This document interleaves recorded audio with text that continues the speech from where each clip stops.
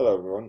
So we're just going to follow up from the previous session. In the previous session, just a recap, uh, I explored depicting nature, mainly plants, and doing that in kind of simple ways. Also thinking about composition, so doing cropped close-ups of plant details, and in the depiction, concentrating on shape, either silhouette, so painting kind of flat areas of leaf shape, for example, or having some variation in texture, going from light and dark using ink and watercolour, for example, or wash down gouache, um, and keeping line to a minimal, using line generally just for stems and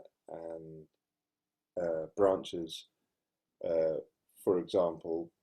Uh, Today, I want to introduce line a bit more, the idea of using line a bit more with shape, but not necessarily line around shape, and color, so having an area of color and line around it, but actually um, varying or interchanging between some areas of a composition being just shape and color and other areas being just line work.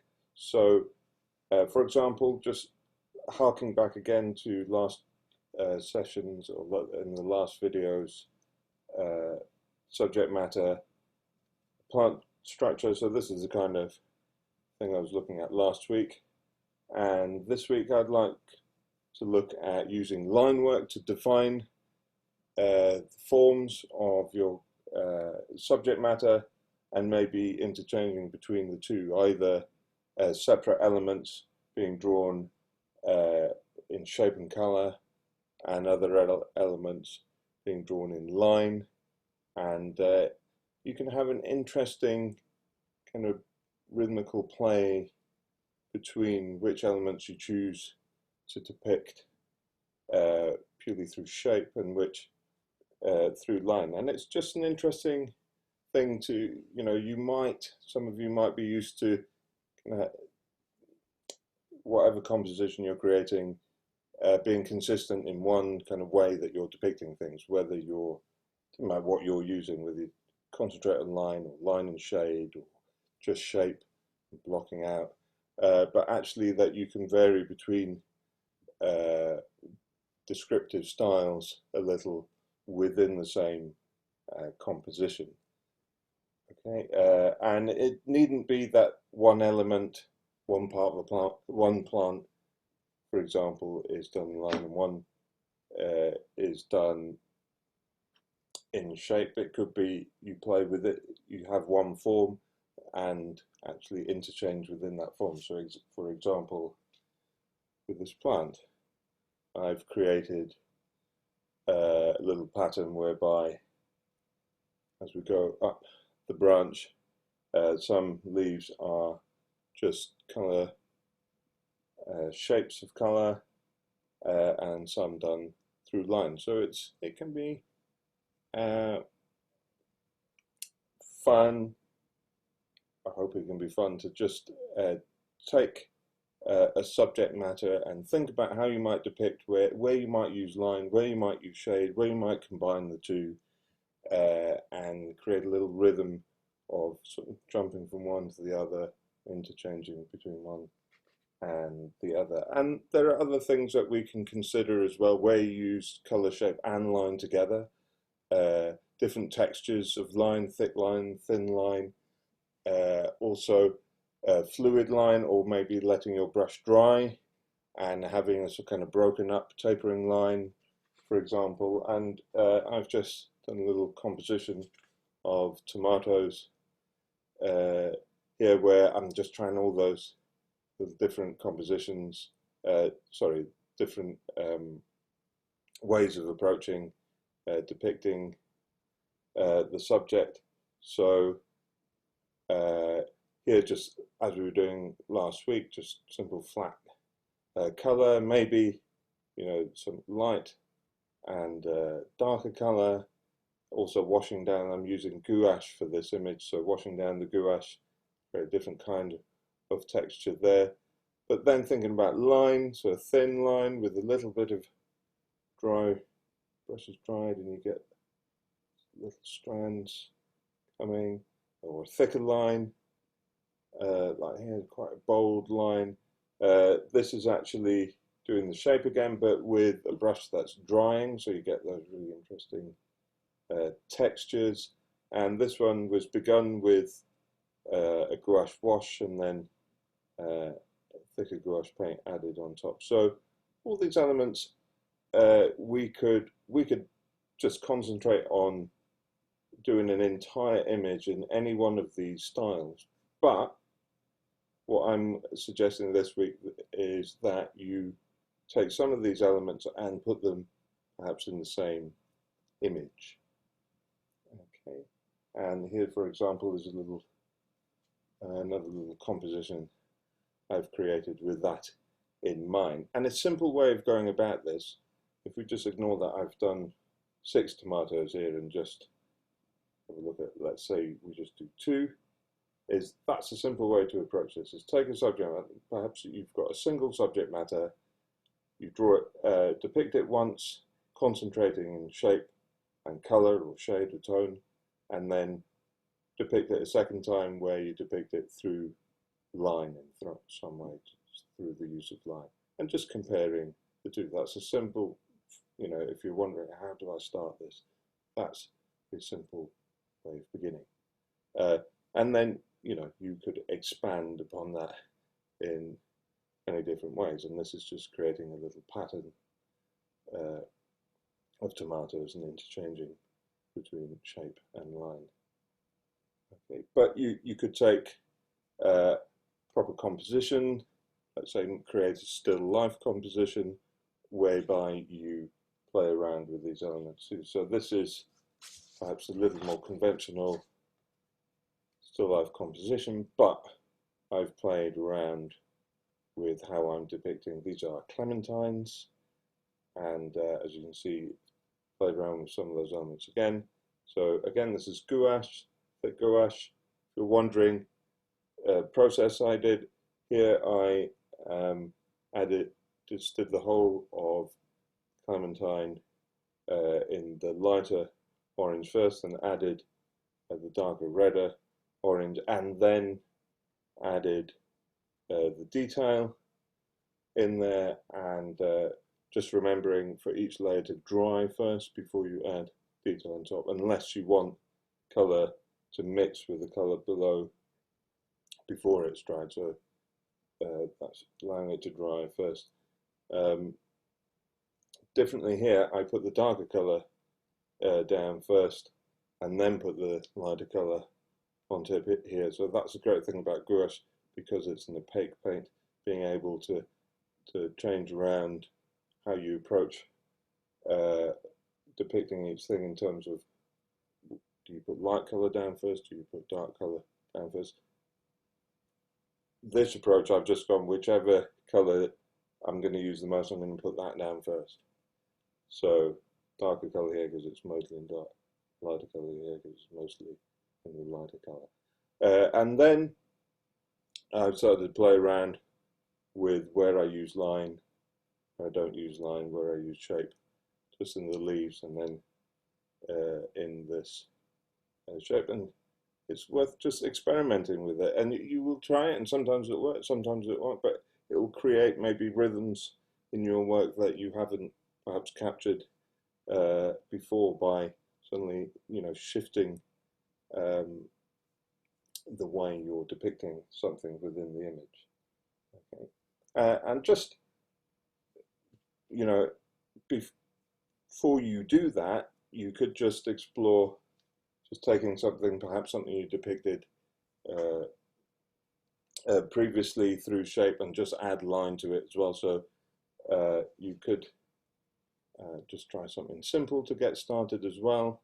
If you want to warm up towards doing something like that, you could just try something where this artichoke, I put down the main body of it first, and then added the line work, but I try to be bold with the line work. Sometimes if you're adding line work after the fact, you can maybe you can sometimes perhaps be a little bit timid with it if you're not used to doing it, but just explore being quite bold. You know, you can have thin, elegant line work, but sometimes the subject matter, and I felt with this artichoke, that shows feel like quite a robust subject. I could be a little bolder with my line work, not be too precious with it. So, you know, just to begin with, you can just maybe block something out in color and then add line work to it. And then of course I could expand on this composition, perhaps have artichoke heads elsewhere, some done in line, some just suggested through color as well. So the line and the color and shape don't need to be exclusive each time, and you can of course combine the two to see what results you get as well. You know, you can just carry on with the kind of subject matter you were doing, we talked about previously, but we don't always have to be looking at nature. We don't always have to be looking at plants or fruit or vegetables or anything like that. I've looked at ceramics again, gone back to ceramics, where I know we did some ceramic work as a subject matter in our physical class, but we're looking at small pieces of ceramic, if you remember, then in exploring gouache, and I've been actually looking at ceramic jugs and vases and things. I think works quite well. You can get a nice variety of shapes, and some you can depict through shape and some through line and combine the two. So I think compositions of multiple pieces of ceramic work quite well for this. But as I say, it could apply to other things. But here's just a simple start, harking back to our very first physical class that we did, where we took simple subject matter and tried to depict them in line, shape, and so on. So this might be a reminder for you. Just been playing around with some ceramics that I found online, and again just showing this is just experimenting with the little options that I might have in terms of what I could do with my line work or with washes, so on. This is done with just black drawing ink as well. So here I'm just testing out what I can do, and likewise here in terms of, and also with the line work just being suggestive as well. Don't always have to link your lines together, and also a little bit of dry brush and variation in line as well. One thing you might explore if you're a little bit nervous about doing line work with a brush like this, then whatever you're using, and if you want nice kind of flow with it, then watercolor or ink is usually going to flow a little bit better than gouache. Gouache is fine if you're doing like quite precise and just taking your time, but if you want to be a little more fluid with your line work, work a little quicker, then watercolor or ink are likely to be better for you. But you can just wash your colors down a little bit, so they don't have to be the darkest they can be. And I find it's quite liberating to just use a light wash as line work. We normally use a light wash for blocking in, but just as line work, and I can always then go over that if I want to correct or add to it, or make the shape or change the shape in any in some way as well. So, and also, yeah, dry brush as well as an option. And this is just a little composition where I'm experimenting with shape and line. Any thoughts on that? Please do feel free to add to that? Add anything that to what I'm saying? So, and that also these are quite simple in terms of the surface detail. There wasn't any patterns on these bits of ceramic, but you could find subject matter that has patterns and bring those patterns in or not, interpret them as you see fit. But I think it creates an interesting energy when you interchange, or even within one object, sort of change from wash to line suddenly, or just add a little bit of wash and leave the line work in some parts of it just on its own, like so. And then I was just finding images online of ceramic collections and having fun with those. Any thoughts on these at all? I love the variation that you get from kind of combining fill and line. It seems ridiculous, but I had it had never occurred to me that you could have something in the same composition that was just line work and something that was just fill, and then you can end up with something. I was like, oh yeah, obviously that's awesome. Yeah, well, no one ever told me about that. you know, you pick it up in maybe artwork and ideas like that. In other pictures, but no, it's something that was never formally said to me. So I had a similar experience when I first saw images that might have had this kind of ideas going on. Just going, oh yeah, not everything has to be done in the same. So you can have separate kind of pictorial elements that you're doing, and then combine them within the same image. And your lines don't always have to be clean and wet; they can suddenly dry out, and that can create interesting compositions. You don't always have to paint everything flat. Just if you want to get a sense of light hitting, you can just leave a gap. Not necessarily having to do any more than that to get a sense of light. Likewise, yeah, and also I think it's fun to explore sort of dark and light kind of shades and colors, and how just letting something go a little lighter, how it can push it back in the composition, and go a little darker, and how it can push it forward. Just as Gina was doing with her plants, darker color coming forward, lighter color going back. So you can, I did that deliberate here to just push that back. You might get a bit of accident as well. This flowing into one pot, flowing into the other. Okay. Would you like to see a little demonstration of me drawing with this? Okay, so I will get my paper and my watercolour, and shaking already, getting nervous. Okay, so one thing to think about in terms of just getting line work that you're happy with is think about how you're holding the brush. So what I find when I'm wanting to get line work like this is holding the brush a little more upright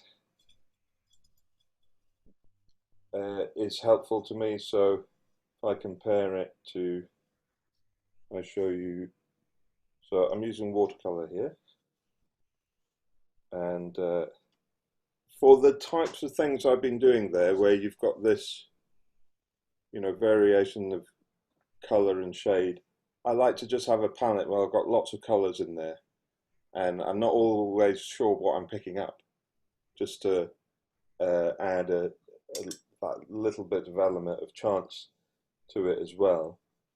So I've got a few colours, a few darks, a few like some greens, just kind of slightly more terracotta ones as well, colours. And one thing you might find is to get consistent line work, you might find it helpful to just try and keep the brush a little more upright so that you avoid having it too flat and then having the base of the brush sort of interfering a little and making your lines a little wider than you intended. So if I want to get, I'm trying to sort of push this upwards a bit. So I'm trying to get the right angle for you. So trying to hold it more like that rather than like that. And I find that just helps getting kind of more consistent lines like so. I'm pushing it upwards. And actually for these images, I use a slightly bigger brush so I could interchange between thick and thin line. So I used a brush like this, which is about, this is a 9, sorry, okay, or it looks like. It's got a nice long taper to it, so I feel that I can get, if I'm just very delicate, I can still get a nice thin line like that with it, but it can vary as I work. If you remember, I did do a little brief talk about drawing ceramics and how when you're trying to deal with symmetry, it's good to draw sides simultaneously rather than go down one side and then try and draw the other side. So whichever part I'm kind of coming to, I try and draw each side of that part, each side of that section at the same time. And this is where I can also interchange and add a little bit of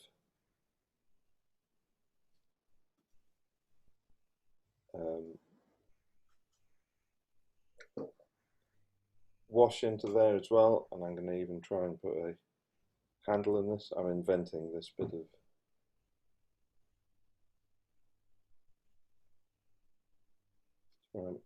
like that.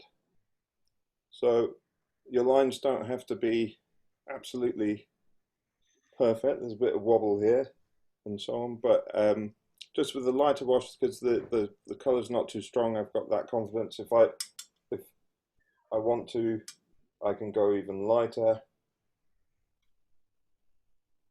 and have a confidence of knowing that I can always go over this afterwards. So, you know, this is a little lighter like so.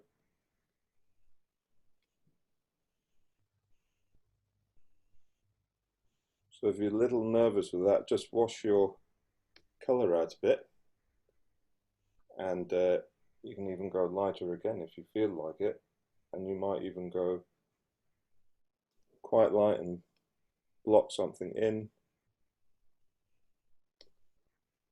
like so. And if you think, oh, I didn't like that bit, you can just work on it a little or just leave it and go over it with line work afterwards like so. Okay, and just using a slightly larger brush, I might use, so not necessarily using a tiny brush for it, so this is a 3, just allows you to, you know, you can be suddenly quite bold with your line like so, or then you just take your brush quite delicate as well. Okay, can everyone see that okay? Yeah. Yeah. That was the end of the demonstration part of this particular online session. Thank you very much for watching.